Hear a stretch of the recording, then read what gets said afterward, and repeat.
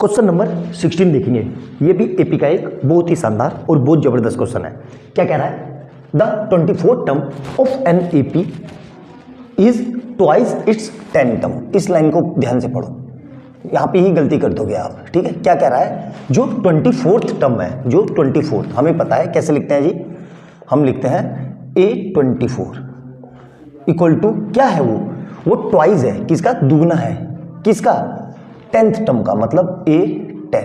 ठीक है, क्या करेंगे अब हमें पता है, यहाँ वैल्यू पुट कर दो। 24th टर्म को कैसे लिखते हैं? A plus 23rd D is equal to 2 into 10 term को कैसे लिखते हैं? A plus 9D। ठीक है, तो यहां से देखो क्या आएगा, यहां से आएगा A plus 23D is equal to 2A plus कितना गया? 9 दूनी 18D। क्लियर है यहां तक? अब क्या करेंगे, इसको इधर ले आओ और A को इधर ले जाओ, तो 23rd D minus 18D is equal to 2A minus A। Clear है यहां तक? तो यहां से कितना आ जाएगा? 5D equal to A। यहां पे मेरे को एक रिलेशन पता चल गया A और D में। अब जो कंडीशन दी हुई है, शो डैट, कि शो क्या करना है हमें? 72nd टर्म, मतलब 72nd टर्म जो है वो किसके बराबर है? वो बराबर है जी किसके? 4 टाइम्स 15 टर्म के। ठीक है, 4 टाइम 15 टर्म के। क्लियर है? यहाँ पे ऐसे ना लिखो, इसको ऐसे लिख लो, 4 टाइम 50 टर्म, 15 टर्म। ठीक है, अब क्या करेंगे?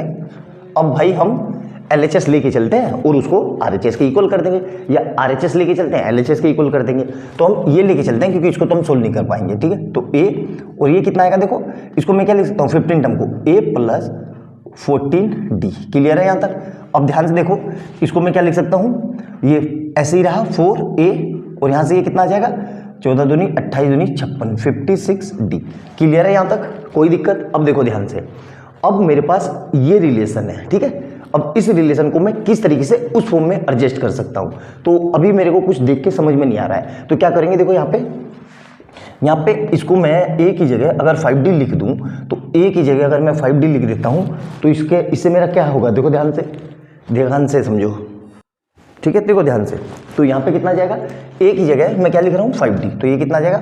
4 और ब्रैकेट के अंदर A की जगह 5D, तो ये कितना हो जाएगा मेरे पास? ये हो जाएगा प्लस 56D, है ना? तो इज इक्वल टू, या एक और कुछ कर सकते हैं, और ठीक है, तो यही, चलो इतना भी नहीं करते हैं, हटाओ, इसी को यहीं पे रखते हैं। ठीक है,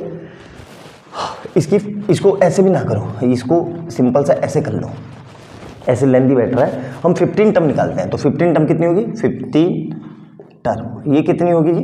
15 टर्म होगी A प्लस 14D।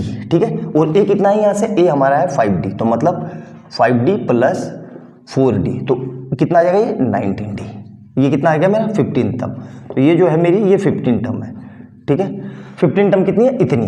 अब मैं इसको सोल्व कर रहा हूँ, तो कितना आ जाएगा? ये 72nd टर्म जो है वो किसके इक्वल है? वो 4 टाइम्स 15 टर्म के, मतलब 15 टर्म। ठीक है, 15 टर्म।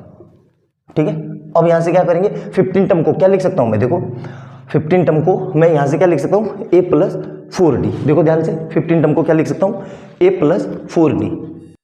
ठीक है, ध्यान से देखो, इसको मैं इरेज कर देता हूं फिर से, मतलब जो मेरा ये 72nd टर्म है, ये क्या है मेरा? ये हो जाएगा A प्लस 71D। ठीक है, A कितना है? A देखो यहां से लिखो, A को क्या लिख सकता हूं मैं? कितना है ये? A इक्वल टू 5D, तो A equal to 5D plus 71D, तो यहां से कितना आ जाएगा? ये 76D। अब इस 76 को मैं इस तरीके से लिख सकता हूं, 4 इंटू 19D। ये समझ में आया मैंने क्यों लिखा ऐसा? क्योंकि यही 90D किसके बराबर के? 15 टर्म के। तो यहां से कितना आ जाएगा? 4 इंटू 15 टर्म। आ गया समझ में? हो गया प्रूफ, मतलब हमारी 72nd जो टर्म है वो किसके बराबर आ गई? वो इसके बराबर आ गई। आ गया समझ में अच्छे से? 4 नंबर का ये क्वेश्चन है, बहुत ही शानदार और बहुत जबरदस्त क्वेश्चन है।